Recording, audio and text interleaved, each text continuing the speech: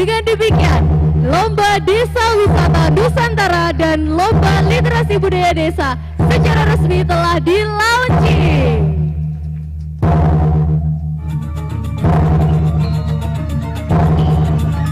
Ya, luar biasa, tepuk tangan terima kasih kepada Gus Menteri telah berkenan melaunching Lomba Desa Wisata Nusantara.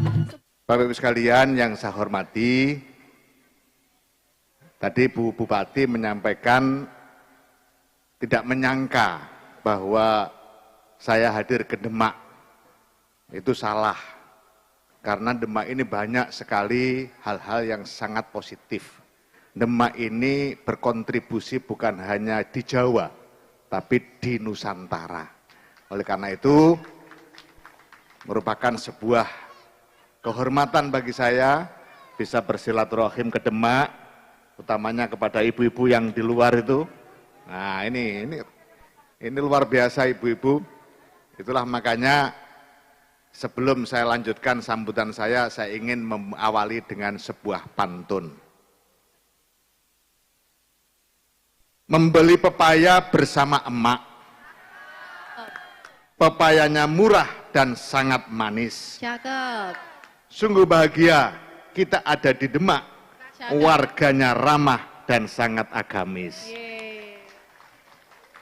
Semuanya pakai jilbab, keturunan wali. Saya solihah. Mugi-mugi putra jenengan soleh solihah. Muga-muga rezekine barokah. Muga-muga utangin ndang lunas.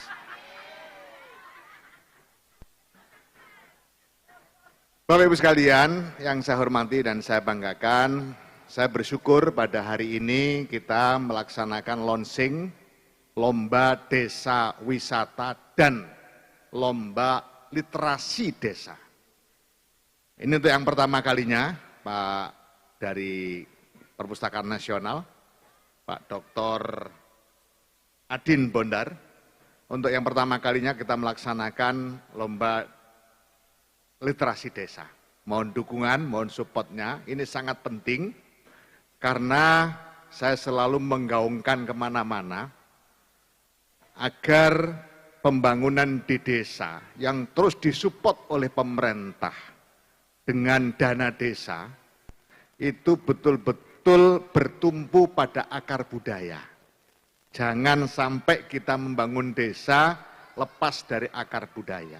Nah, permasalahannya belum semua desa-desa kita ini menggali akar budaya yang dimiliki.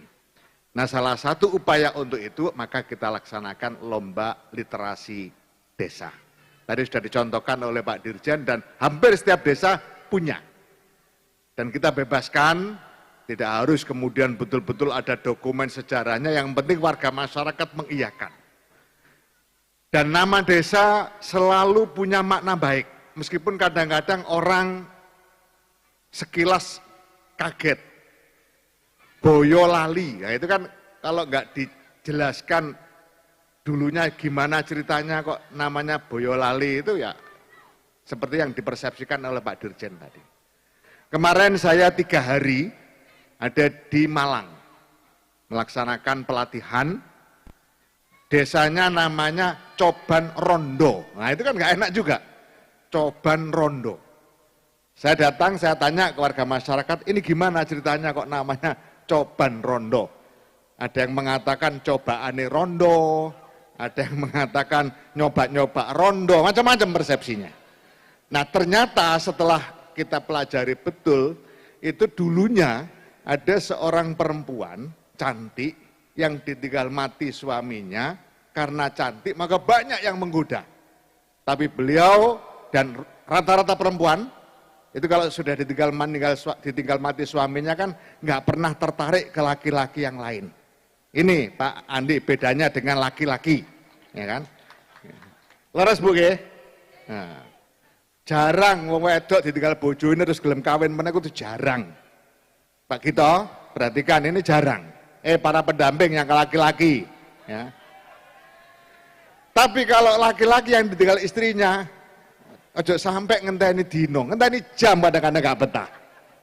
Nah, janda cantik yang ditinggal suaminya tadi karena cantik banyak yang menggoda. Akhirnya demi kesetiaan pada suami dia bertapa di desa itu dan kemudian menjadi sesepuh desa situ, menjadi inspirasi mengembangkan desa. Nah, akhirnya nama desanya dikasih nama Coban Rondo.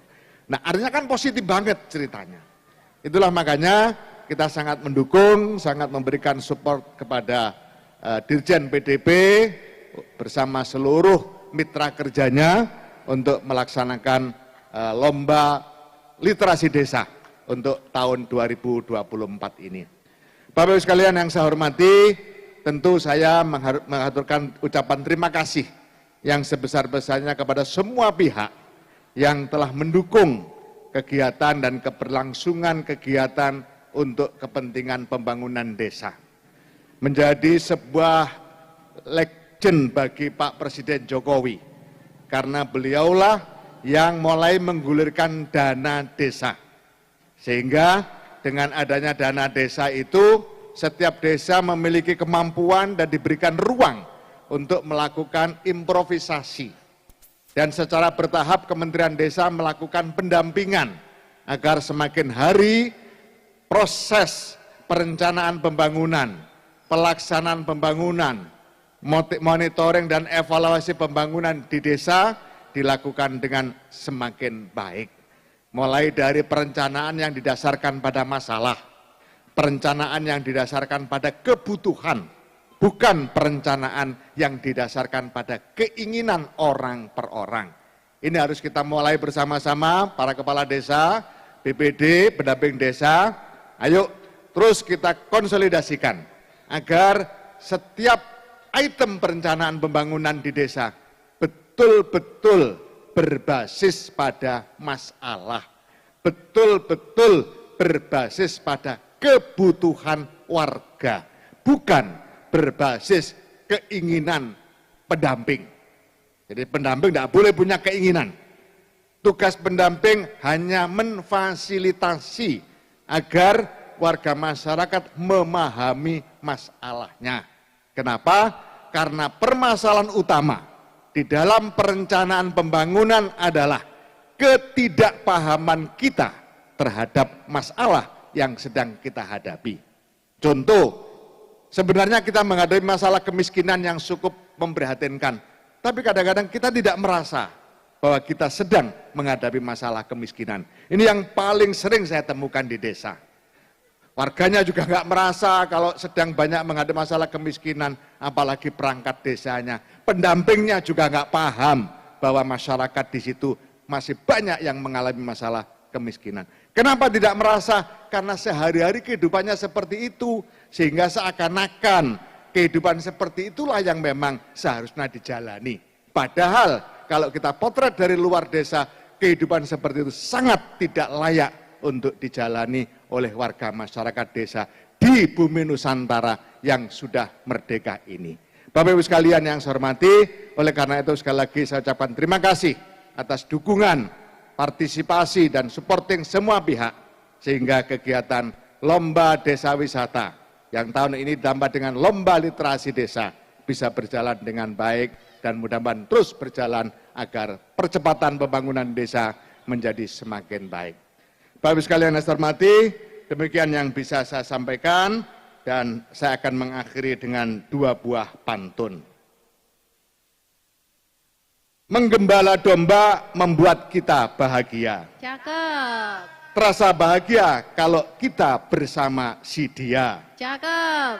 Melalui Lomba Desa Wisata Nusantara dan Literasi Desa, semoga potensi desa di Indonesia bisa mendunia.